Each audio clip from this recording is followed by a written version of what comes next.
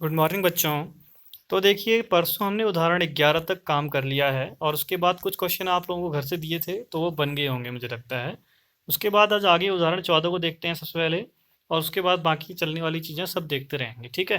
तो देखिए उदाहरण 14 में क्या दिया गया है, प्रत्येक बहुपद फलन संतत होता है, यानी एवरी पॉलिनोमियल इज कंटिन्यूअस, ठीक है। तो संतत तो कंटिन्यूअस कहेंगे, ये है इसका स्टेटमेंट। अब आपको क्या करना है ना, सारे पॉलिनोमियल जितने भी बहुपद होते हैं उन सभी को संतत है यानी कंटिन्यूअस है ये प्रूव करके दिखाना है। अगर ये प्रूव हो जाएगा तो बहुत ही इंपॉर्टेंट थ्योरम है, क्योंकि ये अगर प्रूव हो जाएगा तो आप हर जगह पर इस स्टेटमेंट को लिख दोगे जहाँ पर भी आपको कोई भी पॉलिनोमियल या बहुपद दिखेगा। बहुपद मतलब जैसे x+1 ये भी एक बहुपद है, x² + 2x + 3 ये भी बहुपद है, ऐसे ही x³ + 3x² + 4x + 5 = 0 ये भी एक बहुपद है। तो इस तरह से कहीं पर भी कोई बहुपद दिखेगा तो उसके नीचे अगर उसको संतत है दिखाओ करके प्रूव करना है अगर आपको, तो डायरेक्ट नीचे एक स्टेटमेंट लिखोगे कि प्रत्येक बहुपद फलन संतत होता है और अतः दिया गया फलन सतत है, ठीक है। तो इस तरह से लिखना होता है। बस आप लोगों को क्या करना है कि इसको सिद्ध कर लेना है एक बार। तो यहाँ पर देखो सबसे पहले हमने मान लिया कि माना एक फलन एफ एक्स इक्वल टू इस तरह के रूप में ही मान लिया कि f x equal to a0 + a1x + a2x² plus last में डॉट डॉट चलते चलते an(x⁴n) एक बहुपद है। तो बाकी इंग्लिश वाले लिखेंगे let f x equal to this is a polynomial, ठीक है। बाकी अब आगे देखो, और उसके साथ ही हम लोगों को जब भी कभी सतत दिखाना होता है तो हमें क्या करना पड़ता है, एक पॉइंट मानना पड़ेगा। जैसे x इक्वल टू सी, ये क्या है, एक वास्तविक संख्या है मान लिया, यानी ये इज अ रियल नंबर, ठीक है। इसे रियल नंबर मान के चले हैं और वास्तविक संख्या माना है। अगर सी के लिए हम इसको सतत दिखा देंगे तो ये प्रत्येक वास्तविक संख्या के लिए क्या होगा, सतत होगा, क्योंकि सी की जगह पर कुछ भी हो सकता है, कोई भी वास्तविक संख्या हो सकती है, ठीक है। तो हम लोगों ने एलएचएल निकाला। सबसे पहले काम वही करना है जो मैं आपको सिखा चुका हूँ, बस आपको वही करते हुए चलते रहना है, चलते रहना है, और आप देखोगे कि आपको हर एक क्वेश्चन आसानी से बन जाएगा आपसे, ठीक है। तो एलएचएल में क्या करते हैं, x tends to c minus f x लेते हैं, c माइनस होता है। अगले स्टेप में ये c माइनस जो है वो s इक्वल्स टू 0 में बदल जाएगा और ये यहाँ पर x की जगह c माइनस एच आ जाएगा, तो c माइनस एच लिख दिया। उसके बाद अगले स्टेप में अब हमको पता है एफ एक्स इतना है तो एफ सी माइनस एच निकालो। तो जहाँ जहाँ एक्स है वहाँ सी माइनस एच रख दोगे, तो a0 ऐसे लिखा, a1 इस एक्स की जगह पर सी माइनस एच रख दिया, प्लस a2 इस तरह से ये a2 होगा, ठीक है। a2 x C minus H का whole square plus dot dot A N C N minus C minus H का होल पावर n, ठीक है। तो यहाँ पर ये a2, ठीक है, a2 यही दिख रहा होगा, a0 ऐसा लग रहा है लेकिन a2 है, ठीक है। तो इस तरह से अब आगे हमने सॉल्व किया, आगे हमने सीधे 0 रख दिया एच की जगह पर, क्योंकि हम इन सभी को ओपन नहीं कर सकते, तो डायरेक्ट 0 रख दोगे तो ये बच जाएगा आपका ये c², ठीक है। इस तरह से an की पावर c है, an c n की पावर n, ये हो गया। उसके बाद यहाँ पे स्क्वायर है, ठीक है। उसके बाद आरएचएल निकाला तो सी प्लस लिखा, यहाँ पर एफ सी प्लस एच हो गया, और यहाँ पे सब जगह सी प्लस एच रख दिया एक्स की जगह पर, फिर एच की जगह 0 रख दिया, तो ये आ गया। उसके बाद एफ सी निकाला, तो एफ सी तो सिंपल है, जहाँ पर एफ एक्स में एक्स की जगह सी रख दोगे तो ये चीज़ आ जाएगी, यानी ये तीनों के तीनों ही सेम आ गए हैं, ठीक है। यानी हम लिख देंगे L H L equal to R H L equal to f C. तो अगली लाइन पर अब जब तीनों ही इक्वल हैं तो एफ एक्स या बहुपद फलन कुछ भी कहें प्रत्येक वास्तविक संख्या के लिए सतत है। या ये लिख सकते हो कि every polynomial is continuous for every real number, ठीक है। आपकी मर्जी जिस लैंग्वेज में चाहो, is continuous for every real number. चलिए फिर आगे बढ़ते हैं। अब आपको ये ध्यान रखनी है थ्योरम, ये बहुत इंपॉर्टेंट है, वो क्वेश्चनों में काम आएगी। जैसे अब अगला क्वेश्चन देखते हैं, जैसे कि हम बहुत इंपॉर्टेंट क्वेश्चन, क्यों, क्योंकि देखो आपको कह रहा है कि इसके सांतत्यता पर विचार कीजिए, और आपको यहाँ देखिए एक जगह तो लेस देन 0 दिया है, एक जगह ग्रेटर देन 0, इक्वल टू 0 कहीं नहीं दिया है। तो इक्वल टू 0 नहीं दिया, अगर इक्वल टू 0 दिया होता तो हम x इक्वल टू 0 के लिए निकालते, उसके लिए तीनों चीज़ें हमारे पास होती। तो इसीलिए ये क्वेश्चन इंपॉर्टेंट है। अब यहाँ पर आपके दो क्वेश्चन बन चुके हैं, एक x+2 इक्वल टू 0 जो है x लेस देन 0 के लिए, इसके लिए अलग कंटिन्यूस दिखाओगे, और x ग्रेटर देन 0 इसके लिए अलग कंटिन्यूस दिखाओगे, अलग सतत दिखाओगे। अब एक बार में x इक्वल टू 0 के लिए L H R H L ये नहीं करोगे, ठीक है, डायरेक्ट करोगे, और इस वाली ऊपर वाली थ्योरम का यूज होगा। कैसे, जब हमने कहा चलिए पहला पार्ट करते हैं x लेस देन 0 के लिए, तो इसके लिए F x equal to x+2 और x लेस देन 0 है। तो हमने कहा कि देखिए जो एफ एक्स है x+2 ये एक लीनियर इक्वेशन है, ठीक है, यानी ये एक रेखीय समीकरण है, ये रेखीय बहुपद है, बहुपद के अंदर ही आएगा, मैंने आपको बताया था, x के रूप में दिया गया हो, x² की टर्म में दिया गया हो या x³ के टर्म में, यानी होना पूरे जो पूरा ये बहुपद है इसमें x ही होना चाहिए, ठीक है। और साथ में कांस्टेंट 2 तो होगा ही, क्योंकि 2 के साथ x की पावर 0 होता है, ठीक है। तो अब हम क्या कहेंगे कि fx जो है वो एक बहुपद फलन है, इसलिए fx जो है वो x लेस देन 0 के लिए सतत होगा। आसान हो गया। दूसरा पार्ट करोगे x ग्रेटर देन 0 वाला, इसमें x माइनस 2 है, तो इसके लिए आपने fx equal to x minus 2 x greater than 0 लिया, और हमने लिख दिया इसमें भी सेम fx एक बहुपद फलन है, इसलिए fx जो है वो x ग्रेटर देन 0 के लिए सतत होगा। बस इतना सा काम करना है। अब आप कर नहीं सकते थे इसमें LHL RHL और F0, क्योंकि F0 तो यहाँ पर है ही नहीं ना। कभी भी पेपर में ऐसा क्वेश्चन आए तो इस तरह से करना है, इसलिए मैंने स्टार लगाया है, तो इसको फालतू में स्टार मत सोचना, अपने वहाँ पे इम्पोर्टेंट लिख देना, क्योंकि अलग है हर प्रश्न से। अगर एग्जाम में मान लो इस तरह का आ गया और आप सोच रहे हो कि नहीं भाई एग्जामिनर ने गलत दिया है, नीचे इक्वल टू होना चाहिए था, अपने मन से इक्वल टू लगाकर LHL RHL और F0 निकाल दिया, तो पूरा पूरा क्वेश्चन कट जाएगा, ठीक है। ऐसा मत सोचना कि गलत छप गया होगा, क्वेश्चन पेपर में कुछ भी गलत नहीं छपता, इसलिए सारा काम आपको इस तरह से करना है कि अगर ऐसा क्वेश्चन दिखे जहाँ इक्वल टू 0 ना हो तो ऐसे करोगे, समझ गए। अगले क्वेश्चन की ओर चलते हैं। फिर चलिए, ये देखना उदाहरण आगे पीछे चल रहे हैं। कुछ लोग सोचेंगे कि आगे सीरियल से क्यों नहीं चल रहा है, वो इसलिए नहीं चल रहा है क्योंकि एक जैसे क्वेश्चन में एक तरह से कराना चाहता हूँ। ऐसा नहीं कि जो क्वेश्चन पहले दिया है और कॉन्सेप्ट उसका बाद में दिया है, तो आप लोग अगर पहले क्वेश्चन कर लोगे कॉन्सेप्ट बाद में कैसे सीखोगे। तो इसलिए मैंने वो क्वेश्चन एक साथ लिए हैं जो एक तरह के हैं, और जो दूसरे तरह के क्वेश्चन हैं उनको एक साथ लिया गया है, ठीक है। अगला देखते हैं उदाहरण 5वां। उन बिंदुओं की जांच कीजिए जहां पर अचर फलन यानी कांस्टेंट फंक्शन यानी एफ एक्स इक्वल टू के कांस्टेंट है कोई, ठीक है, यानी अचर है, ये इसको सतत दिखाना है। यानी एफ एक्स इक्वल टू के सतत है किस पॉइंट पर, या नहीं है तो किस पॉइंट पर नहीं है। बस आपको एफ एक्स इक्वल टू के यानी के कांस्टेंट है, यानी आपका क्या है, अचर है, बस इसको आपने सतत है या नहीं है ये दिखाना है बस, ठीक है। तो हमने कहा माना एक वास्तविक संख्या मान ली सी एक वास्तविक संख्या है, let C be a real number, ठीक है। अब हम एक्स इस सी के लिए हम सॉल्व करके दिखाते हैं। दो मेथड हैं, एक मेथड तो जो अभी तक करते आ रहे हो, LHL निकालोगे, RHL निकालोगे और FC निकालोगे। एक इसके अलावा दूसरी मेथड भी है जहाँ पर आपको बिंदु ना दिया गया हो, यहाँ बिंदु नहीं दिया है, अपने मन से माना आपने एक नंबर, वहाँ पर के लिए एक दूसरी मेथड भी है, तो उसको भी हम अभी डिस्कस करेंगे, आने वाले क्वेश्चन में उसका यूज़ करेंगे। आप चाहो तो पहली मेथड का यूज़ भी कर सकते हो, कोई फ़र्क नहीं पड़ता, लेकिन मैं आपको दूसरी मेथड सिखा रहा हूँ जिससे आपका काम थोड़ा आसान हो जाएगा, ठीक है। चलिए फिर करते हैं। तो सबसे पहले LHL निकाला तो x tends to c minus f x, H tends to 0 हुआ तो ये x की जगह c माइनस एच चला गया। और आप जानते हो कि एफ एक्स इक्वल टू के है, x की जगह पर अगर c माइनस एच रख दो तो एफ सी माइनस एच आएगा। x की जगह रख दिया, x तो कहीं है नहीं तो के ही रहा, ठीक है। और एच टेंस टू 0 रखा, एच भी कहीं नहीं था तो के का के ही रहा, तो आंसर आ गया के। ऐसे RHL निकाला, x tends to C plus f x, limit H tends to 0 और सी प्लस एच हो जाएगा, एक्स की जगह जाएगा तो। फिर आपने वही एक्स की जगह सी प्लस एच रखा, एक्स कहीं था नहीं तो के रख दिया उसकी जगह, के की रहा अपनी जगह। फिर एच टेंस टू 0 रखा तो भी के ही रहा। ऐसे एफ एक्स इक्वल टू के था, एफ सी इक्वल टू निकालोगे तो एक्स की जगह सी रखोगे, कहीं है नहीं तो के का के ही आएगा। तीनों के तीनों इक्वल आ गए, के आए हैं, तो हमने L H equal to R H L equal to f C लिख दिया। अतः एफ एक्स इक्वल टू के सभी वास्तविक संख्याओं के लिए सतत होगा। यानी जो हमसे बिंदु पूछे थे ना किस पर सतत होगा, तो सभी वास्तविक संख्याओं पे, यानी एवरी रियल नंबर पे वो क्या होगा, कंटिन्यूस होगा, यानी सतत होगा। नीचे लिखा है hence F x equal to k is continuous for all real number या एवरी रियल नंबर, ठीक है, सभी के लिए होगा। दूसरी मेथड क्या है जरा देखो एक बार। दूसरी मेथड में है कि अगर आप इतने को इक्वल दिखा दो, यानी ये आप इधर पर LHL RHL निकाल लेते ना, इसके बदले खाली एक x tends to C F x निकाल दो, और दूसरे साइड पे तो यही ठीक है। बस ये यहाँ पर इसके दो हिस्से होते थे, एक LHL एक RHL, दोनों को एक साथ कर दिया मिक्स, तो ये निकालो और ये दोनों इक्वल दिखा दो तो भी आप कंटिन्यूस मान सकते हो। इसको कहीं पर लिख लेना।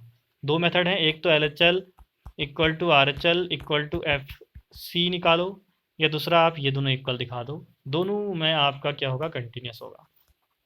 तो जैसे मैंने पहले ये निकाला, limit x tends to C F x, limit x tends to c ही रहा, और एफ एक्स की जगह आपने के रख दिया, फिर एक्स की जगह सी रखा तो सी कहीं था नहीं, के ही आया।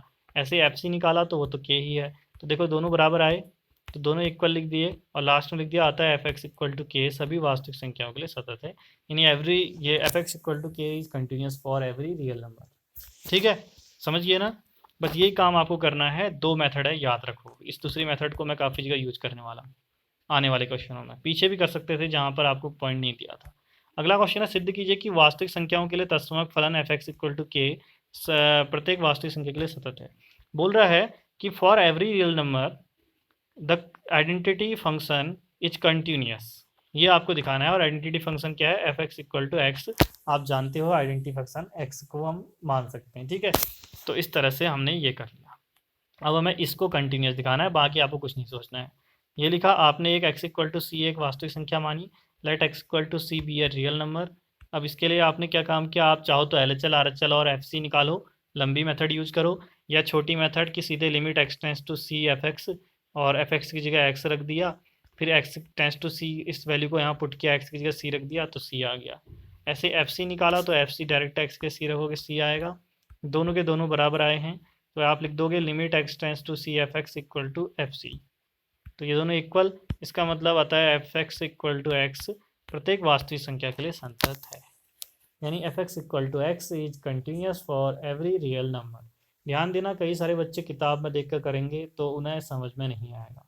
मैं पहले बता देता हूँ, ये चैप्टर ऐसा है कि अगर आप बुक में देख के एग्जाम्पल को करना शुरू कर दोगे तो परेशान हो जाओगे, वहाँ बहुत लंबी लैंग्वेज लिखी है। एग्जाम मैं आपको एक चीज़ बताता हूँ, एग्जाम्पल का मतलब क्या होता है। जो आपको बुक में दिया होता है उसका मतलब ये होता है कि आप पूरे, आपको जब एग्जाम्पल एक 2 पन्ने का लिखा हुआ है तो उसके अंदर बहुत सारी चीज़ें समझने वाली होती हैं।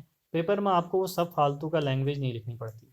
आपको पेपर में पता है कि जो टीचर चेक कर रहा है कॉपी, उसे सब आता है, तभी वो कॉपी चेक कर रहा है आपकी। तो इसलिए आपको पता होना चाहिए कि जो पेपर में हमें करना है काम, वो इतना ही करना है जिससे कि एग्जामिनर को समझ में आए कि हमें क्वेश्चन आता था या नहीं आता था, ठीक है। और आंसर निकालना है, बीच की लिखी हुई फालतू की लैंग्वेज कभी नहीं लिखनी है। अगर किताब से कर रहे हो, आप लोग सोच रहे हो कि वीडियो नहीं देखते हैं, तो फिर आपको कभी समझ में नहीं आएगा ये चैप्टर, समझ गए। तो चलिए फिर आगे बढ़ते हैं। अगला क्वेश्चन है हमारा उदाहरण नंबर 8। आपसे बोला f x equal to x cube plus x square minus x के लिए सांतत्यता पे विचार कीजिए। यानी आपको f x equal to x cube plus x square minus 1 is continuous और नॉट, ये चेक करना है, ठीक है। तो 3 मेथड हो गई यहाँ पर। अब कैसे होगी 3 मेथड, ज़रा मुझे बताओ। एक तो हो गई आपकी, देखो तीनों मेथडों को ध्यान रखो, उसके बाद आपको कभी कोई परेशानी नहीं होगी। अगर आपके पास ऐसा है तो मतलब एक पॉलिनोमियल है यानी बहुपद है, तो पहली मेथड है L H L equal to R H L equal to f C, जो भी आप रियल नंबर मानोगे, सी मानो ए मानो आपकी मर्जी, एक मेथड। दूसरी मेथड होगी limit x tends to C F x equal to f C, जो अभी सिखाई, हो गई।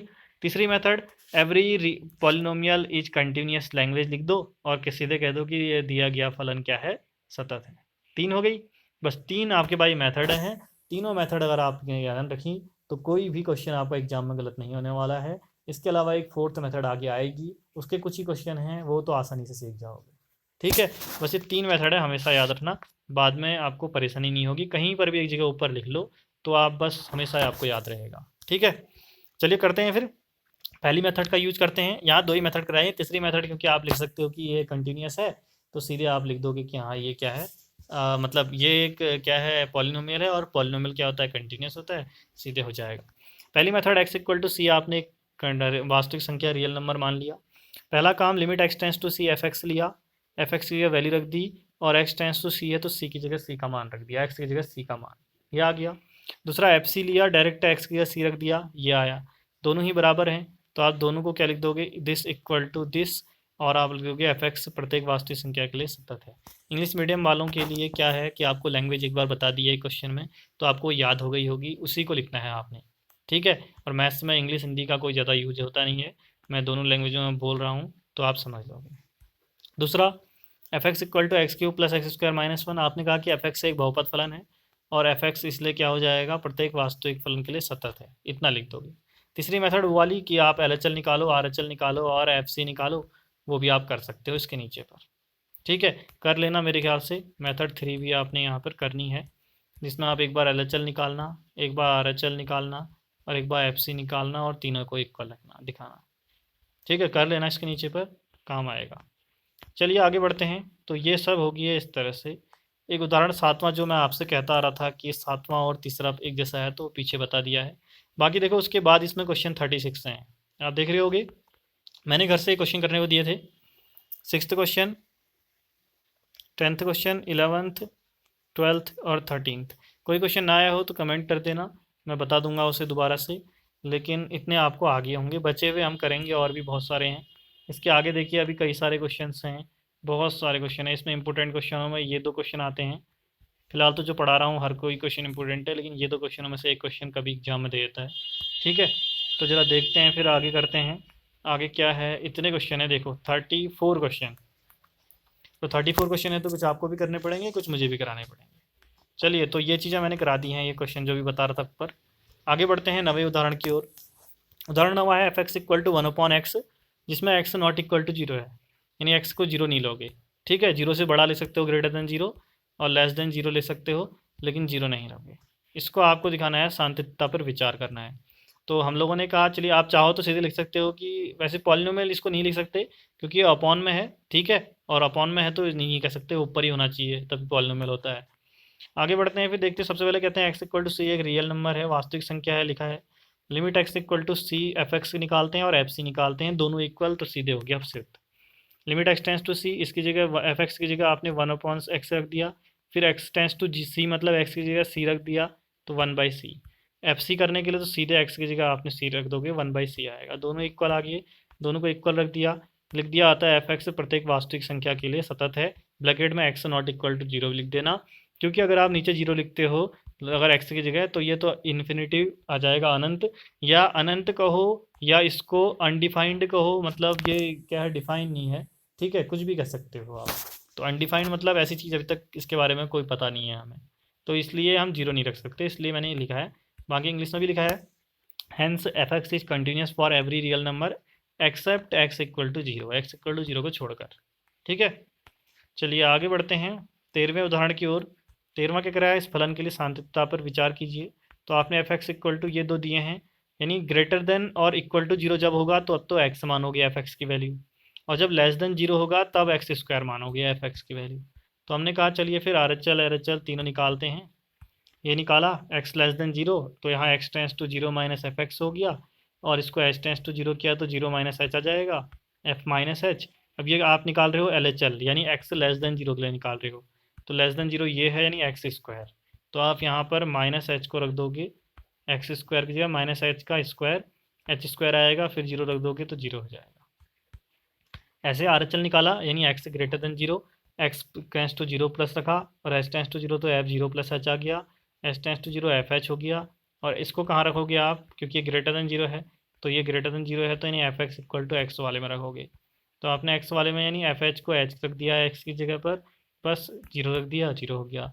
एफ जीरो निकालोगे तो जीरो वाला किस में रखोगे, ऊपर वाला जीरो है तो एक्स की जगह सीधे जीरो रख दोगे, तो एफ जीरो जो हो जाएगा वो जीरो के इक्वल, यानी तीनों जीरो जीरो आए, बराबर आए, यानी L H L equal to R H L equal to f zero. इससे क्या हुआ, f x x equal to zero के लिए सतत हो गया। ठीक है, यानी hence f x is continuous for every real number. ठीक है, या ना for x equal to zero, क्योंकि आपने यहाँ पर आपको दिया गया है कि आप एक्स इक्वल टू जीरो के लिए चेक करो। कैसे दिया गया है, यहाँ देख कर, जब आपको x greater than zero, x less than zero और एक्स इक्वल टू जीरो तीनों दिए हों, तो ये फिर आप एक्स इक्वल टू जीरो के लिए इसके कंटिन्यूस या शांतता पर विचार कर सकते हो। समझ गए। तो इतने क्वेश्चन आज कर रहे हैं, आगे अगला नहीं करा रहा अभी, कल के वीडियो में, अगले वीडियो में आगे बहुत सारी चीज़ें आएंगी। क्यों आएंगी, क्योंकि यहाँ पे एक महत्तम पूर्णांक फलन यानी ग्रेटेस्ट इंटीजर फंक्शन के बारे में क्वेश्चन है, और ऐसे ही एक दूसरा क्वेश्चन होता है जो कि कहीं बुक में नहीं मिलेगा। ये तो हमने कहाँ पढ़ा है, सेट वाले पहले वाले चैप्टर में पढ़ा है, समुच्चय वाले में। ठीक है, लेकिन महत्तम पूर्णांक फलन है तो लघुत्तम पूर्णांक फलन भी होना चाहिए। ठीक है, यानी लीस्ट इंटीजर फंक्शन भी होना चाहिए, तो वो कहीं दिया नहीं है। तो मैं दोनों को पहले समझाऊंगा और फिर एक इससे होने वाला क्वेश्चन करा दूंगा, तो आपको कभी भी कंफ्यूजन नहीं होगा। पेपर में यहाँ से अगर क्वेश्चन आ गया तो 100 में से 90 बच्चे गलत कर देते हैं क्वेश्चन, ये वाला। ठीक है, लेकिन है ये बहुत आसान। तो इसको फिलहाल मैं कल कराऊंगा, कल मैं काफ़ी क्वेश्चन कराने वाला हूँ, आगे बहुत सारे हैं। ठीक है, ये सारे क्वेश्चंस कल कंप्लीट करेंगे, और अभी इस चैप्टर में थोड़ा टाइम लगेगा, क्योंकि जानते हो 36 क्वेश्चन है, 34 क्वेश्चन है। उसके अलावा 34 क्वेश्चन तो ये हैं, उसके अलावा आप जानते हो कि ये पहली एक्सरसाइज चल रही है 5.1, फिर 5.2 से आगे को भी होगा, तो आगे आने वाली चीज़ें आसान हैं। 5.1 ही है थोड़ी अलग, वो भी आसान बना दी है मैंने आप लोगों के लिए। अगर किसी कोई सच में पढ़ रहा होगा पूरा, तो उसको ये काफ़ी ईजी लग रही होगी, क्योंकि एक ही तरह की मेथड है, उसको अगर ध्यान रखोगे तो वैसा ही हर क्वेश्चन में लिखना है। जहाँ पर थोड़ा अलग है मैं बताते जा रहा हूँ। ठीक है, तो कल मिलते हैं फिर, तब तक के लिए बाय बाय।